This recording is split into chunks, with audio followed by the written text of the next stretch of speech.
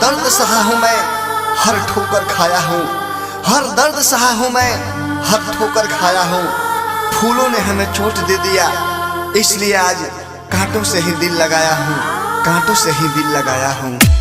Music director Sanjeev Raj, Balaji recording studio Jadavpur. Presented गाना किसी के रहेगा पर धमाका डीजे संजीव राज के रहेगा। डीजे संजीव राज। मोहब्बत के नाम से लागता बेडहर, मोहब्बत के नाम से 7352761725।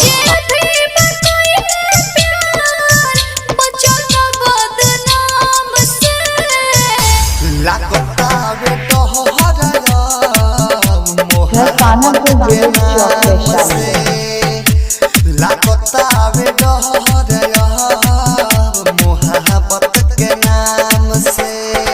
म्यूजिक डायरेक्टर टुनटुन बाबू साला।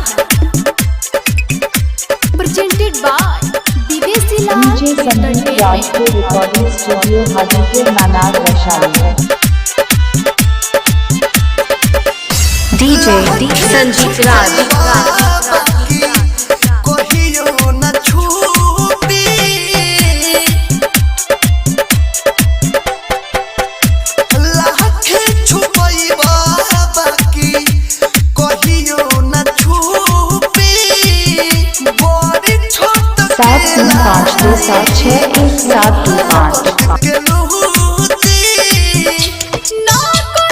गाना किसी को रहेगा पर धमाका डीजे संजीव राज के रहेगा।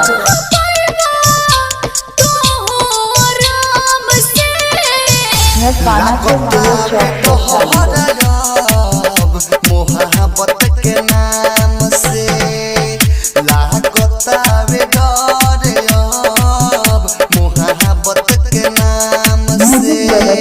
Sanjeev Raj, Balaji recording studio Jadavpur. Music director Tuntun Babu साला। Presented by Videshi Lal entertainment.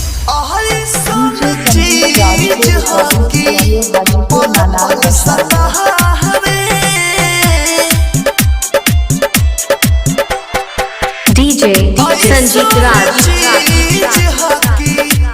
पल पल सतावे, घुट घुट के कितना आशिकी जिंदगी बितावे। जुड़ जाला नाता आखिरी, जुड़ जाला 7352761725। मोह जाम से।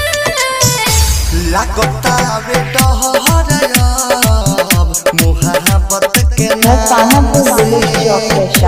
लागता बेडहर, मोहब्बत के डीजे संजीव राज के रिकॉर्डिंग स्टूडियो हाजीपुर नानार वैशाली।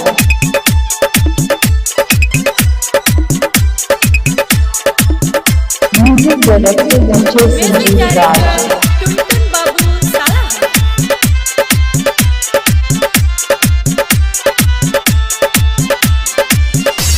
दूरक से बेदरा दी बतिया लिखल सचाई।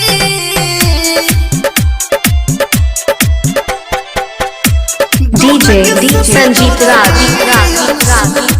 लिखल सचाई, यहाँ तो विदेशी गाना किसी को रहेगा पर धमाका डीजे संजीव राज के रहेगा। 7352761725। लागता बेडहर, मोहब्बत के नाम से। डीजे संजीव राज। डीजे गाना के नाम से संपर्क 7352761725।